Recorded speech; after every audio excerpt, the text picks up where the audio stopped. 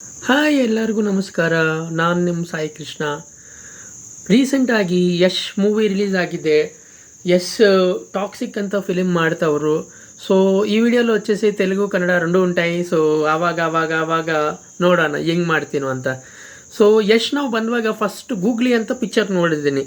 ಗೂಗ್ಲಿಯಲ್ಲಿ ಯಾರಪ್ಪ ಈ ಹುಡುಗ ಹಿಂಗೆ ಕೂದಲು ಹಾಕ್ಕೊಂಡು ಹಿಂಗೆ స్టైల్ ಆಗಿದ್ದಾನೆ, ఇంత బాగున్నాడు అనుకున్నాను. యాక్చువల్గా అయితే చెప్పాలంటే ఇంత క్లాస్గా లుక్ ఉంది. ఈ పిల్లాడితో మంచి మంచి లవ్ స్టోరీసు, తర్వాత కాలేజ్ స్టోరీసు, తర్వాత ఏమంటే ఒక ప్రభాస్ లాగా, ఒక మహేష్ బాబు లాగా ఉన్నాడు అని. తర్వాత వచ్చేసి తను ఎప్పుడైతే కేజీఎఫ్ చేశాడో ಪ್ರಶಾಂತ್ ನೀಲ್ ಥರ ಡೈರೆಕ್ಟ್ರು ಅವ್ರು ಸಿಕ್ಕಿದ್ರು. ಸೂಪರಾಗಿ ಮಾಡಿದವ್ರೆ. ಎಲಿವೇಶನ್ ಇರ್ಬೋದು, ಅವ್ರ ಸ್ಟೈಲ್ ಇರ್ಬೋದು, ಅವ್ರ ಗ್ರ್ಯಾಂಡೀರ್ ಇರ್ಬೋದು, ವಿಜುವಲ್ಸ್ ಇರ್ಬೋದು.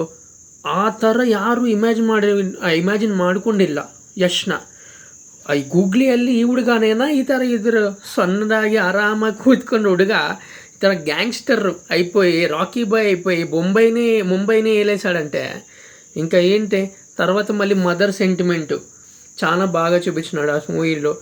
ಯಶ್ ಕೂಡ కొన్ని ಸೀನ್ಸ್ ರಾಸಾಡಂತೆ. ಮೊನ್ನೆ ರೀಸೆಂಟ್గా చూశాను. ತುಂಬ ಖುಷಿ ಆಯಿತು. ಈ ಥರ ಏನಂದರೆ ಒಂದು ಡೈರೆಕ್ಟರು ಗೀತು ಮೋಹನ್ ದಾಸ್ ಅವ್ರ ವಿಷನ್ ಈ ಮೂವಿಯಲ್ಲಿ ನನಗೆ ತುಂಬ ಇಷ್ಟ ಆಯಿತು. ಯಾಕಂದರೆ ಸರಿ ರಿಫರೆನ್ಸಸ್ ಇರುತ್ತೆ. ರಿಫರೆನ್ಸಸ್ ಯಾವ ಮೂವಿಗಿಲ್ಲ. ಇಲ್ಲಿ KGF ರಿಫರೆನ್ಸಸ್ ಇರ್ಬೋದು, ಸಲಾರ್ ರಿಫರೆನ್ಸಸ್ ಇರ್ಬೋದು, ಕಿಂಗ್ಡಮ್ ಅಂತ ಒಂದು ಫಿಲಿಮ್ ಬಂತು ವಿಜಯ್ ದೇವರಕೊಂಡ ಮತ್ತು ಸತ್ಯದೇವ್, ಆ ರಿಫರೆನ್ಸ್ ಕೂಡ ఉండొచ్చు. బట్ మూవీ తీసిన తీరు, ఆ విజువల్స్, ఆ VFX, యಶ్ లుక్కు, తర్వాత స్టార్స్ గ్రాండ్ బిగ్ స్టార్స్ ఉన్నారు. నయనతార గారు ఉన్నారు, రుక్మిణి వసంత్ ఇದ್ದಾರೆ, తర్వాత ಹುಮಾ ಕುರೇಶಿ ఇದ್ದಾರೆ, తర్వాత కియారా అద్వానీ ఇದ್ದಾರೆ. ಎಲ್ಲಾని పెట్టుకుని బాగా చేసినారు మూవీలో. అయితే చూద్దాం యశ్ ఎలాగా మామూలుగా చేస్తాడో. బట్ కొన్ని సీన్స్ నాకు బాగా నచ్చాయి. నిన్నైతే ట్రైలర్ చూసిన తర్వాత నాకైతే ఆ కూర్చుని చెప్పే తీరు చాలా బాగా నచ్చింది యష్ది.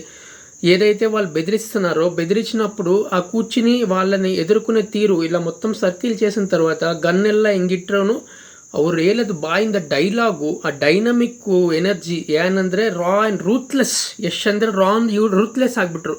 ಅದೇ ಅವ್ರ ಪ್ಲಸ್ ಪಾಯಿಂಟು.